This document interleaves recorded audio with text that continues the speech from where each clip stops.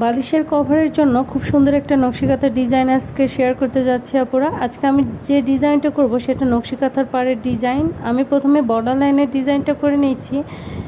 এখানে আমি 2 তার সুতা ব্যবহার করেছি। প্রথমে আমি বর্ডার লাইনটা দিয়ে দিচ্ছি যাতে খুব সুন্দরভাবে ডিজাইনটা আমি তুলতে পারি। নকশিকাঁথার ক্ষেত্রে অবশ্যই খেয়াল রাখবেন ডিজাইনগুলো যাতে এক সমান না হয়, একটু উপর নিচ করে ডিজাইনগুলো করলে খুব সুন্দর একটা ডিজাইন আপনারা ক্রিয়েট করতে পারবেন। দেখতে পাচ্ছেন আমি কিভাবে করছি, এভাবে খেয়াল করতে থাকেন। দেখেন আমি কিভাবে করেছি, তাহলে আপনাদের কাছে খুবই ইজি হবে ডিজাইনগুলো। প্রথম কলিগুলো আমি একটু এক ধাপে নিয়েছি, তারপরে মাঝখানেরটা শেষ করে আবার একটু ছোট বড় করে নিয়েছি যাতে খুব সুন্দর একটা কর্নার শেপ আসে। দেখতেই পাচ্ছেন এখন আমি এভাবে করে নিচ্ছি। একটু ভালো করে খেয়াল করলে দেখতে পারবেন খুব সুন্দর একটা কর্নার ডিজাইন আসছে।